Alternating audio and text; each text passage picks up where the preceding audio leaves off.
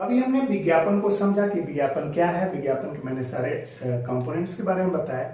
अब मैं बताता हूं कि विज्ञापन के उद्देश्य क्या है। मैंने बताया कि विज्ञापन क्यों किया जाता है, तो उसके उद्देश्यों को अगर हम स्पष्ट कर देंगे तो आपको समझ में आ जाएगा कि आखिर हर प्रोडक्ट के, चाहे वह ब्यूटी प्रोडक्ट हो या नॉन ब्यूटी प्रोडक्ट हो, उसके सारे प्रोडक्ट्स के विज्ञापन में जो है सुंदर महिलाएं और सुंदर पुरुष ही क्यों लिया जाता है, क्योंकि महिलाओं को पुरुष जो है अट्रैक्ट और फैसिनेट करते हैं और पुरुषों को महिलाएं। और महिलाओं में अगर तंग कपड़े वाले ड्रेस जो होते हैं तो उसमें कुछ ज्यादा ही अट्रैक्शन होता है, फैसिनेशन होता है मेल्स का, तो वैसी स्थिति में वे जो है ज्यादा अट्रैक्ट होते हैं और उससे जो अवेयरनेस अबाउट द प्रोडक्ट है वह ज्यादा हो पाता है, क्योंकि उस प्रोडक्ट के जो ब्रांड एम्बेसडर्स हैं, जो महिलाएं जो प्रोडक्ट कर रही होती हैं या जो प्रोडक्ट कर रहे मॉडल्स होते हैं, उनके अट्रैक्शन के साथ साथ उस प्रोडक्ट्स के बारे में भी जो है पब्लिक अवेयर होती है, कस्टमर्स अवेयर होती है।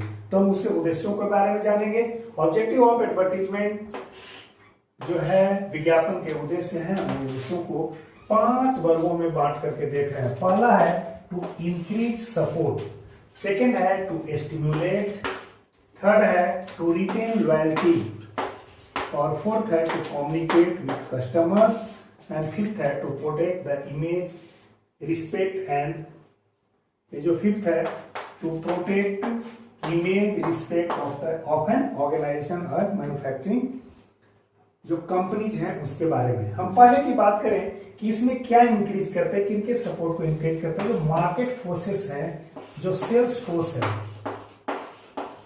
हम सेल्स फोर्स को क्या करते हैं, सपोर्ट करते हैं। सेल्स फोर्स में आपको पता होगा कि एक चेन है, मैन्युफैक्चरर जो है जब प्रोडक्ट बनाता है तो वह होलसेलर को देता है, होलसेलर जो है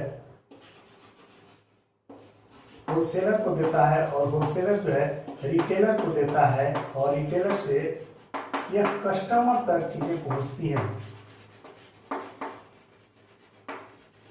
कस्टमर्स तक चीजें पहुंचती हैं। तो इन सेल्स फोर्स को जो इंक्रीज करना, उस सपोर्ट सिस्टम को जो इंक्रीज किया जाता है वह भी एडवर्टीजमेंट के थ्रू होता है, क्योंकि फाइनली जो कस्टमर्स होते हैं जब अवेयर होते हैं उस प्रोडक्ट के बारे में, वह अवेयरनेस कहाँ से आती है, वह अवेयरनेस एडवर्टीजमेंट के थ्रू आती है। और जब एडवर्टीजमेंट के द्वारा अवेयर होते हैं तो यह जो है इसका सेल्स वॉल्यूम बढ़ जाता है, इसका जो है सेल्स का जो वॉल्यूम है वह बढ़ जाता है, और यह सेल्स के वॉल्यूम बढ़ जाने के बाद से सारे जो सेल्स फोर्स हैं मार्केट के वह जो है इंक्रीज कर जाते हैं, और सपोर्ट सिस्टम जो होता है वह इनहांस हो जाता है। हम अगली बात करें स्टिमुलेशन का। स्टिमुलेशन की बात करें तो इसमें आप देखेंगे कि जो अंतिम रूप में जो भी एडवर्टीजमेंट होती है उसका लास्ट उद्देश्य होता है कि हम उस प्रोडक्ट के कस्टमर्स तक, उस प्रोडक्ट्स का कस्टमर्स हम जो है बना लें। अब जैसे ही प्रोडक्ट होता है, इस प्रोडक्ट के कस्टमर्स की बात होती है, इसमें कस्टमर्स 3 तरह के होते हैं।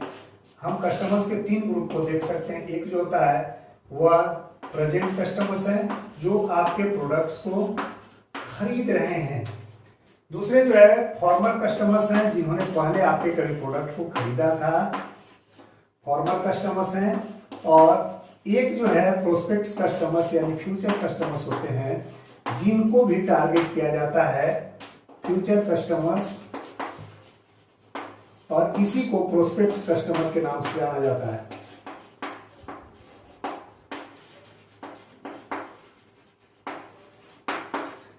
तो यहां पर जो एडवर्टाइजिंग होता है, जो एडवर्टीजमेंट किया जाता है, उसमें कस्टमर्स को ध्यान रख करके किया जाता है, प्रोडक्ट्स एंड सर्विसेज का। उसमें जो प्रेजेंट कस्टमर्स होते हैं उनको स्टिमुलेट किया जाता है, उसमें जो है सेल्स को स्टिमुलेट किया जाता है, यानी सेल्स कैसे बढ़े, सेल्स कैसे जो है उनमें जो अभी कस्टमर्स बन चुके हैं उन तक सेल्स जो है पहुंचे। जो फॉर्मर कस्टमर, जो कस्टमर किसी सूरत में उस प्रोडक्ट की खरीदारी को छोड़ दिया, यानी अब कस्टमर्स नहीं रहे, तो उस में उनके थ्रू जो है एडवर्टीजमेंट के थ्रू उनको भी स्टिमुलेट किया जाता है कि आप जो है फॉर्मर से प्रेजेंट कस्टमर बन जाइए, यानी यहाँ पर जो है सेल्स फोर्स में आप बढ़ोतरी कर दीजिए। और तीसरा जो मेन ऑब्जेक्टिव होता है कि जितने भी उस कस्टमर्स के अभी जितने भी बाजार में बचे हुए कस्टमर्स हैं उनको वह प्रोस्पेक्ट कस्टमर्स मानता है। और इसी में एक कंसेप्ट आता है टारगेट ग्रुप का। टारगेट ग्रुप का कंसेप्ट हम अभी देंगे, पहले इस कस्टमर सिस्टम को समझा दें। जो फ्यूचर कस्टमर्स होते हैं, जो प्रोस्पेक्ट कस्टमर्स होते हैं, जिनमें संभावनाएं होती है, पोटेंशियल होती है कस्टमर्स बनने की, तो उन कस्टमर्स पर जो है ध्यान दिया जाता है। तो यह जो एडवर्टीजमेंट होता है स्टिमुलेट करता है, थ्रू एडवर्टीजमेंट स्टिमुलेशन होता है कस्टमर्स में, प्रेजेंट कस्टमर्स, फॉर्मर कस्टमर्स और फ्यूचर कस्टमर्स में। जो फॉर्मर कस्टमर्स होते हैं प्रेजेंट कस्टमर्स बन जाते हैं, जो प्रेजेंट कस्टमर्स होते हैं वह जो है स्टिमुलेट होते हैं सेल्स फोर्स को बढ़ाने के लिए, और फ्यूचर कस्टमर्स को टारगेट करके उन्हें भी स्टिमुलेट किया जाता है, उन्हें उदित किया जाता है, प्रदीप्त किया जाता है कि आप आइए और हमारे प्रोडक्ट का कस्टमर बन जाइए। अब जो है लॉयल्टी की बात करें, तीसरे टाइप की बात करें, जो ऑब्जेक्टिव्स का तीसरा प्रकार है या तीसरा जो पॉइंट है उसकी हम बात करें, तो आप लॉयल्टी में देख रहे होंगे कि जो प्रेजेंट कस्टमर हैं वह लॉयल बने रहें, जो प्रेजेंट कस्टमर हैं वह लॉयल बने रहें, वह जुड़े रहें उस प्रोडक्ट एंड सर्विसेज से। और यह कैसे संभव हो पाता है? एडवर्टीजमेंट के थ्रू संभव हो पाता है। और फ्यूचर कस्टमर्स के लिए जो है वह उन्हें जो है कस्टमर्स बनाना है, उन्हें कन्वर्ट करना होता है पोटेंशियल। और जो फॉर्मर कस्टमर्स होते हैं उनकी भी लॉयल्टी, जो फॉर्मर कस्टमर्स होते हैं उनकी भी लॉयल्टी इसमें बनी रहे product and services and ideas के थ्रू। और यह तभी संभव हो पाता है जब एडवर्टीजमेंट ऐसा करता है, एडवर्टीजमेंट के थ्रू जो है ऐसा किया जाता है। आपको पता होगा कि जो एडवर्टीजमेंट है उसमें आप मैसेजेस देखेंगे तो बहुत ही कैची होता है, और जो वीडियो होता है, आप वीडियो के थ्रू अगर वीडियो एडवर्टीजमेंट भी देखेंगे, डिजिटल प्लेटफॉर्म पे देखें या कहीं भी इलेक्ट्रॉनिक प्लेटफॉर्म पे देखें, तो बहुत ही कैची मैसेजेस के साथ जो है अट्रैक्ट किया जाता है। और चौथा जो उद्देश्य है वह है to communicate with customers. Customer से कम्युनिकेट करने का मतलब होता है कि किसी भी प्रोडक्ट के बारे में जब एडवर्टीजमेंट की जाती है तो सबसे पहले जो है क्या होता है, उन्हें अवेयर किया जाता है। कस्टमर्स को क्या किया जाता है? टू इन्फॉर्म, यानी इसकी सूचना जो है विज्ञापन के मार्फत से कस्टमर्स को सूचना दी जाती है। इसके बाद जो होता है वे कस्टमर अवेयर होते हैं, उसके बारे में अवेयरनेस आती है। अवेयरनेस के बाद जो है वो अपने कंसर्न्स को उस विज्ञापन में देख रहे होते हैं, एडवर्टीजमेंट में देख रहे होते हैं कि हमें जो है चाहिए, जिस तरह का प्रोडक्ट चाहिए, जिस तरह की सर्विसेज चाहिए, इस विज्ञापन के थ्रू अगर उससे जुड़ पाए, कनेक्ट हो पाते हैं, तो ये अपने कंसर्न्स को जैसे इसमें जोड़ पाते हैं तो फिर क्या हो जाते हैं? कनेक्ट हो जाते हैं। और कनेक्ट होने के बाद ये या तो कॉल टू कस्टमर हो जाते हैं या सीधा कस्टमर हो जाते हैं।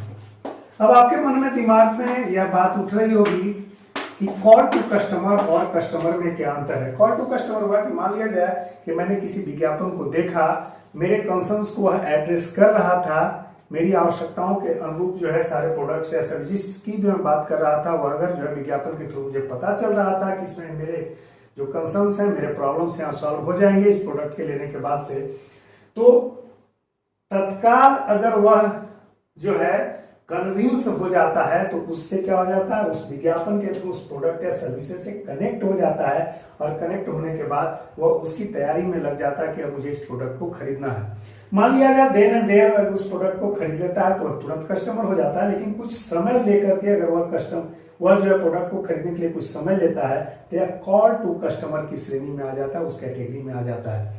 तो यहाँ पर जो है कॉल टू कस्टमर्स में लगभग पोटेंशियल होती है कि वह कस्टमर बन जाए, ऐसी लॉयल्टी उसमें वैसी जो है स्थिति उसमें आ जाती है, यानी पोटेंशियल कस्टमर के रूप में आप इसे देख सकते हैं। यानी कॉल टू कस्टमर्स को अगर देखें तो यही पोटेंशियल कस्टमर है, जो कि तुरंत जो है कुछ ही समय बाद यह कस्टमर में कन्वर्ट होने वाला होता है।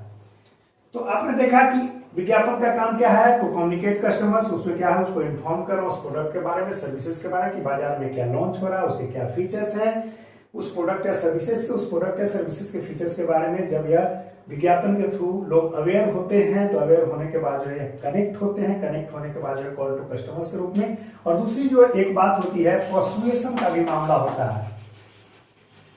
पर्सुएशन का भी मामला होता है, और पर्सुएशन का मतलब होता है कि किसी भी चीज के लिए किसी को जो है अट्रैक्ट करना, किसी को परसुएट करने के लिए, किसी मतलब मान लिया जाए कि मेरी चाहत है, मैंने विज्ञापन देखा और विज्ञापन देखने के बाद उसके जितने भी कैची मैसेजेस थे और हमारे कंसर्न्स उससे मैच हो रहे हैं, तो मैं परसुएड होऊंगा, मैं जो है परस्यू करने लगूंगा कि मुझे कैसे अचीव करना, वैसे उसका कस्टमर बनना है। तो यह जो है चौथे जो ऑब्जेक्टिव्स है उसके तहत आप परसुएशन को भी शामिल कर लें।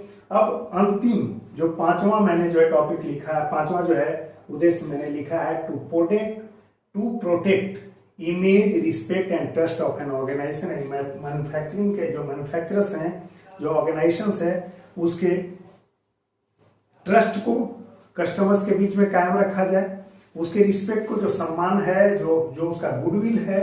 जैसे टाटा एक ब्रांड है, टाटा एक ब्रांड का जो ट्रस्ट है, टाटा नाम ही अपने आप में एक विश्वास है, उसका एक जो है कस्टमर्स के बीच में, चाहे वह फ्यूचर कस्टमर हो, प्रेजेंट कस्टमर हो या प्रोस्पेक्ट कस्टमर्स हो या फॉर्मर कस्टमर्स रहा हो, उसके बीच में जो है एक रिस्पेक्ट है उस नाम का और एक ऐसा इमेज है कि जिसको धूमिल नहीं होने पाए। इसका प्रयास जो है किसके मार्फत से, यह जो इमेज टाटा का बना हुआ है फ्यूचर में भी धूमिल ना हो, डिसमेंटल ना हो, इसके मार्फत से यह जो है यह कैसे प्रोटेक्ट किया जाता है। इस प्रोटेक्ट करने का भी तरीका जो है एडवर्टीजमेंट ही है और इस एडवर्टीजमेंट के माध्यम से जो है यह प्रोटेक्ट किया जाता